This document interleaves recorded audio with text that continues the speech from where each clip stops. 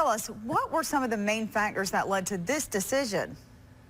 Well, I mean, the CDC guidelines that were released, they were based on the fact that the benefits outweigh the risk.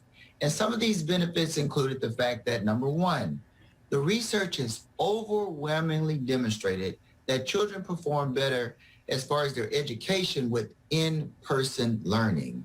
And with our children returning back to the classroom, now their grades can come up, they can get those scores on those tests, and that's so needed right here in Mississippi.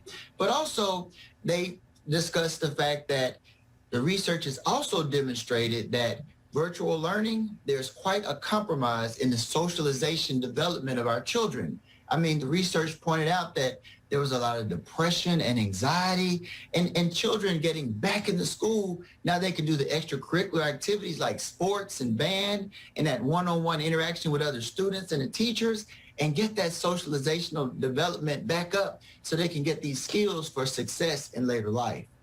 And what is being said specifically about COVID-19 infection when it comes to children? Well, that goes into the risk. And note, the benefits outweigh the risk. Now, as far as the risk, they are risks there, but they're less. Now, according to the American Academy of Pediatrics, only 14% of COVID cases are children. That's a smaller percentage, but also 7% before the vaccinations.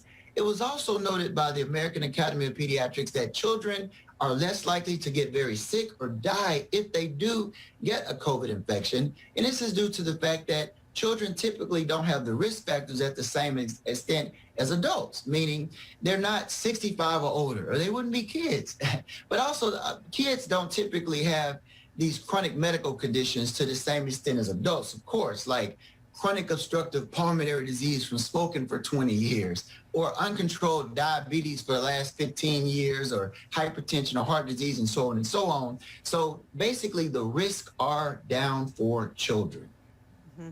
What is the Jackson Public School District's decision on how they will start the fall semester with their safety protocols? Man, I had the greatest conversation last Monday with leadership from the Jackson Public School District. And she assured me that the Jackson Public School District is doing everything they can to ensure the highest level of safety for our children. Some of these protocols that she discussed and sent to me in writing included the fact that JPS is encouraging vaccinations for all children 12 years and older and their families, and giving a lot of resources so they can get these vaccinations. But also JPS, they have very strict protocols as far as school. They have checkpoints. So you go to that school, you have to get your temperature checked, you have to get checked for symptoms before you can even enter the building. And that's everybody. And you have to wear masks the entire time, even on school buses. You have to wear those masks, which is good. But in addition to that, they have isolation rooms. And if a child develops symptoms, fever, anything suspicious, they take them into this room and they're sent to the medical provider by their parents. So they're very safe, and they're doing everything they can to make it as safe as possible for our children. Yeah, it sounds like from what you're saying, they are doing everything they can to start the school year off safe. Thank you, Dr. Quinn, so much for explaining all this, and we'll be right back. Yeah.